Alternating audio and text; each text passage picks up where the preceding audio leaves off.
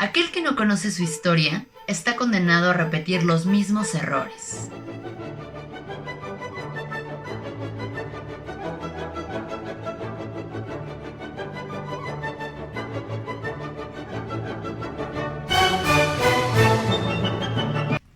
Hola amigo lector, te doy la bienvenida nuevamente al Faro en el Tiempo, espero que estés muy bien. Yo muy contenta y agradecida de tenerte nuevamente aquí y esta vez con orgullo te quiero compartir una novela nuevamente de México para el mundo. La Cena del Bicentenario de Héctor Zagal. Héctor Zagal el día de hoy tiene 69 años y por suerte continúa activo. Es maestro y escribe. Es catedrático en la Universidad Panamericana y en la Universidad Nacional Autónoma de México. Y su línea de escritura es filosofía política. Por lo tanto, la mayoría de las veces que publica algo causa polémica.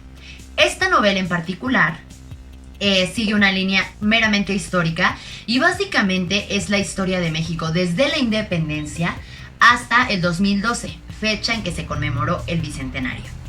Pero no es una historia lineal, no es una historia real, más bien es un texto dramático que narra la historia de una manera muy divertida. Pero a ver, ¿qué tiene de único y especial esta novela? Pues empecemos por los personajes.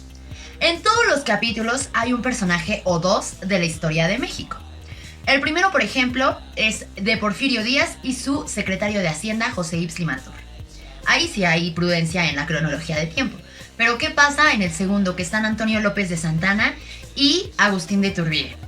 Así vienen los personajes mientras pasan los capítulos y nos encontramos con Emiliano Zapata, con Benito Juárez, con Miguel Hidalgo, con Josefa Ortiz de Domínguez, con Maximiliano, Carlota y Plutarco Elías Calles.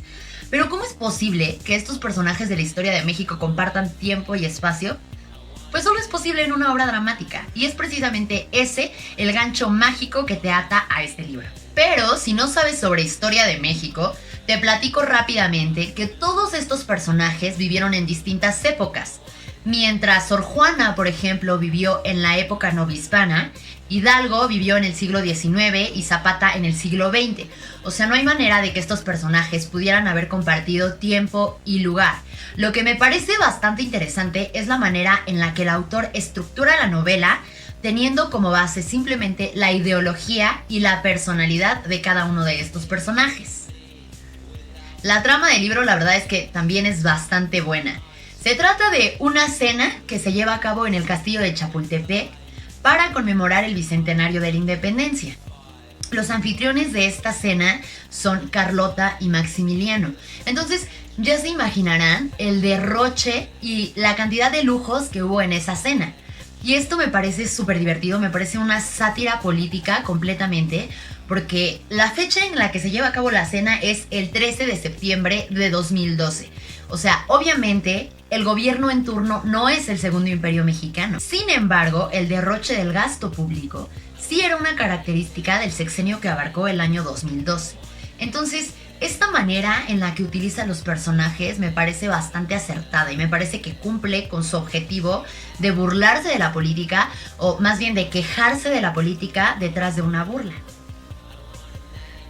Y bueno, luego vienen los invitados a la cena, que son Porfirio Díaz, Emiliano Zapata, Miguel Hidalgo, Benito Juárez y Agustín de Iturbide. En cada capítulo aparece uno de estos personajes. Yo me lo imagino como que entran a escena, como que es un acto, y cada uno habla sobre su ideología, sobre los acontecimientos de la historia en los que participó, sobre su interés particular por asistir a esta cena, porque obviamente no los movía el hecho de que fueran a ver a Maximiliano y Carlota, de hecho se detestaban en el libro, pero los mueven intereses políticos, económicos, religiosos, entre otros. Y otra cosa que me parece muy interesante es que cada capítulo se titula como un platillo típico mexicano.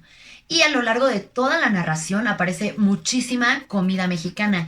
Entonces esto a mí me da la impresión y se deja ver el gusto y sobre todo el conocimiento que tiene el autor sobre la gastronomía mexicana. Y por si todo lo anterior no fuera motivo suficiente para leer el libro, te quiero contar que la narración está plagada de acontecimientos históricos reales.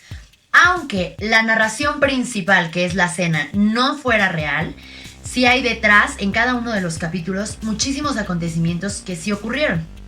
Por ejemplo, los amoríos del padre Hidalgo, la personalidad de todos los personajes, la ideología de los personajes, por ejemplo, la altivez de Carlota, la sumisión de Maximiliano, el machismo de Zapata, el liberalismo de Juárez, todo eso que nos narran es real. También, por ejemplo, cuando se hace alusión a las guerras, a la pérdida de territorio, a la pérdida de recursos como el petróleo. ¿Qué más es real? Es que muchas cosas son reales dentro de la obra. Por ejemplo, las fechas, ¿no? ¿Por qué la cena es el 13?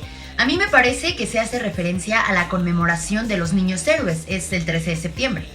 El 15 de septiembre, según la obra, y este es un dato verídico, no celebramos el grito de independencia. Se celebra porque Porfirio Díaz cumplía años el 15 de septiembre. Entonces, hacía fiesta desde ese día, disfrazándolo del grito de independencia. El 16 obviamente sí es por el grito de Dolores, ni siquiera es por la independencia de México. De ser así, tendríamos que conmemorar el 21 de septiembre, que es cuando realmente México se convierte en una nación independiente. Y el bicentenario no habría sido en 2010, sino hasta 2021. O sea, estaríamos conmemorando este año la independencia del país cuando realmente fue una nación independiente. Otra cosa que me gusta bastante de la novela es que nos ofrece distintas perspectivas de un solo personaje. O sea, nos cuenta las razones por las cuales estas personas son consideradas héroes de la patria y al mismo tiempo nos cuenta las razones por las cuales deberíamos bajar a estas personas de ese pedestal. Además nos habla de masonería, nos habla de la hegemonía priista y todos estos temas disfrazados de una novela policial en la cual se tiene que resolver un crimen. Para mí es súper cómica, la verdad es que me gustó mucho. Me gusta que hable de historia, me atrapa que hable de historia y que a la vez sea una sátira política.